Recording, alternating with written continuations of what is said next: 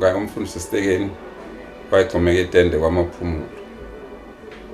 Uma wami uHilda Dube oyena wasicelayo ukuthi engathi singaba njani sifike nathi etendeni sizozwa lezi inkonzo ezenziwa uStegen kwamaphumulo. Uma sengifika khona ngawubona umehluko, ngathola ukuthi umuntu uyakwazi ukuthi alungise ahlukane nesono. Ngisebenza esibhedlela eMphumulo, sahamba saya enkonzweni etendeni sithi siyodlala sohleka. Ngizothi khona umfundisi oqeqeshayo izimangalisa aqephuza nje ngendlela emangalisayo. Sahamba sithi sohleka uJehova ufike kwangibamba ngalelo langa. Bekumangalisa ukuthi omhlophe axoxe nathi akhululeke, ngoba thina phela besazi ukuthi uma uhlangana nomhlophe ufanele uhlehle ngoba uzokhahlela. Kodwa lo oxoxa ngevangeli ohlele ekhululekile kanye nathi unjani, umuntu onjani, ilapho sibone khona ukuthi kanti ukukholwa kukhona. Kwakumuntu wethu nje umfundisi, wayefana nomuntu, wayemhlophe nje ngoebala kodwa wayeumuntu ntu. Uma ethatha imingcwabo yabantu abansundu, yena akathatha inkonzo. Uma sekugqitshwa lapha naye abamba isipedo, agqiba lekelela abantu, agqibe nenhlabathi, bamangala ukuthi awu umfundisi, kodwa lokhu bekwenza kakhulu. Esasimazi ngakho uStegen uma elapha etendeni, amaculo nje ayewacula mayesethe Golgotha kwabethela imvana. Hawu mayethi futhi uma ethi ecule lithi ngomlandela uJesu, kwabe ngathi sesiyambona ngamehlo.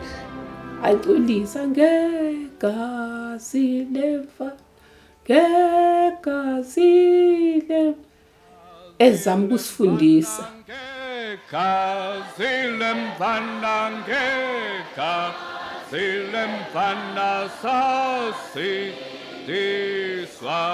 ngegazi lemfana, gazi lemfana, ngegazi lemfana sasindiswa. Umfundisi wayesefika isikhashana kamaphumulo, 62, 63, 64, 65. Waqala eqinisweni ukuthi abiza abantu ngo-65. Ethi ngiyahlupheka, ngiyafika la ngishumayele, baphenduka abantu, kodwa ngizothi ngibuya abantu banciphile. Uthi ke ake sifunde yona lencwadi, sizwe ukuthi bona benza kanjani. Sakuthola ukuthi bakuthola ngokuba inhliziyo, moya munye, umqondo munye, kungabi bikho okusenhliziyweni yomuntu okuzovimba uNkulunkulu ukuthi asebenze. Wayesethi ke yena into evimba uNkulunkulu ukuthi asebenze isono, esidinga ukuthi wena usidalule isono sakho, uthethelelwe uNkulunkulu ukuze akwazi ukungena enhliziyweni yakho asebenze. Into ebeyikhonzile umfundisi ukudlala itennis, kodwa wakuthatha njengesono ukuthi isikhathi uNkulunkulu angitshela sona hamba uyothandaza. Uthi bengibuka isikhathi uqala ukuthi isikhathi setennis ngeke lisiluzeke. Elidlala simbukela futhi elidlala. uNkulunkulu bemshuka ngokuthi akufanele ukuthi azinake yena, kodwa kanake uNkulunkulu nomsebenzi kaNkulunkulu. Manje uma abanye abantu bembheka, kwesinye isikhathi ubengenaso ngisho isikhathi sokushefa, kodwa nje efuna ukwenza umsebenzi kaNkulunkulu ukuthi uphelele. Yena wayengathandaza ehlezi esihlalweni. Weguqa ngamadolo akhala xabalasa ememeze ethi uNkulunkulu yehla udabula amazulu.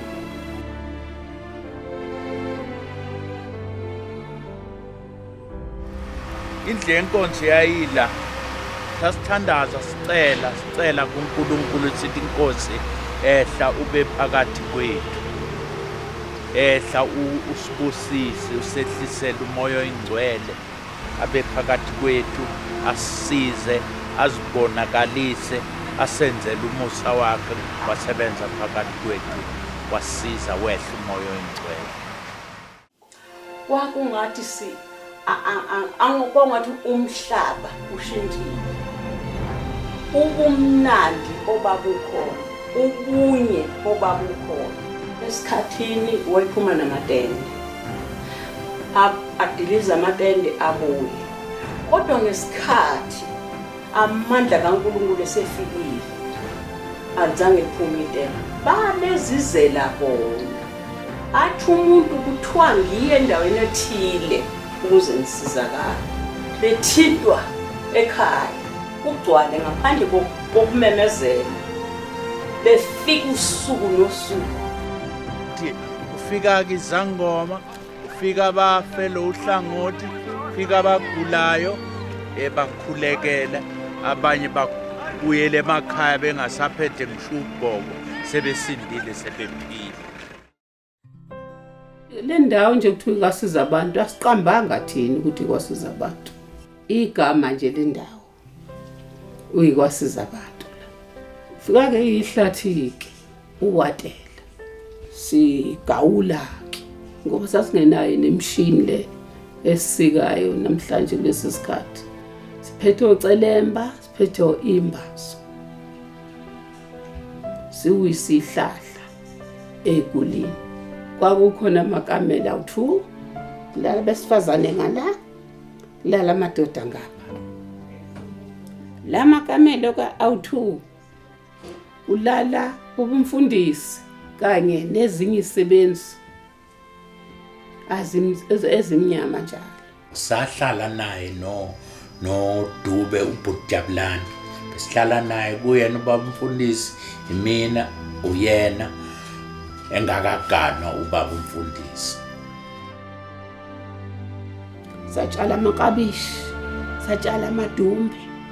Ukuphila kwethu saphiliswa ukutshala. Sasingenalutho, sasiphila kanzima. Kwakhiwa le mission. Kwakudinga imthandazo.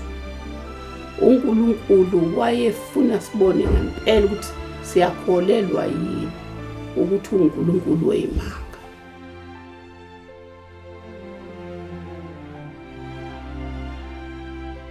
Umuntu owazi uStegen waye emshadweni ukuyobona le ntombi ethathe lo muntu ngoba kazange abonakala ethanda amantombazana. Cha, ukuthi ngempela ukuze kufike ukuthi ashade kufike kanjani. Wamtshela ke ngalo lo lasuku ukuthi mina ngiphila nabantsundu ngoba nanga leso sikhathi emcela watshelwa kwathiwa ngiphila impilo yabantsundu ngoba uNkulunkulu wangibizela kwabantsundu. Uyavuma into yonke leyo nto yokwazi uyimela. Intombazane yavuma. Waye umuntu oyisimanga. Kwaba uma wethu ngempela ngesikhathi efika sajabulela ukuthi sithole uma wethu. Wayesithanda sonke kungekho ukuthi khona umuntu amkhethayo. Noma ithina esila esizisebenzi noma ngabe kufika umuntu wangaphandle umezela ekhaya KwaSizabantu ezocela usizo noma evakashile umama makoti ubememukela njengengane yakhe. Bekuma wethu sonke ngempela sinendawo enhlizweni kaMama. Sasilindele thina ukuthi uzoshintsha lesikhathi eshada, wangashintsha. Sathi athola ingane, sathi wow uzoshintsha-ke ngoba phela ingane zakhe lezi. Wangashintsha njalo bethola umntwana amise ebandleni athi nangu usibanibani ngimqambe ngokuthi ngoba ngiqonde lokho ngicela libandla ngoba mina ngikho kaningi ningigadele unkosikazi wami ningigadele ingane yami. Ubuyena bakhe ukuzidela nje eshiya yonke izinto zakhe naye ngabhekana nazo evuma uNkulunkulu emsebenzisa ukuthi ezinikele eshumayele ivangeli. Lokho nje kukodwa kuyinto enkulu kabi kimina, nanokuthi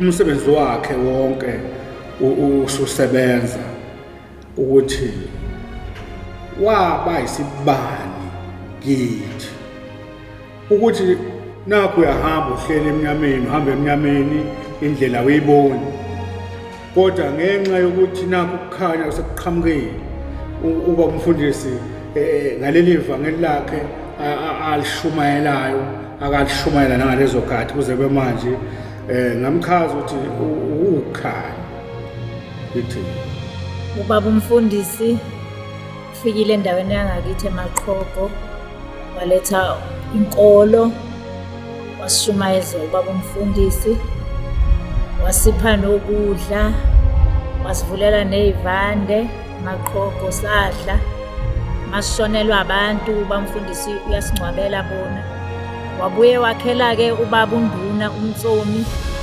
umuzi omuhle kakhulu onestairs phakathi endlini wamngcwabela naye induna yakhe ubaba uMtsomi wasala unkosikazi wakhe wamondla wampha konke okusenhlizweni yakhe. Mkhulu ke uNkulunkulu kababa umfundisi ngoba wenza imanga nemangaliso ezweni lakithi wazosiphucula nangenkolo waphucula abantu salizwa ivangeli.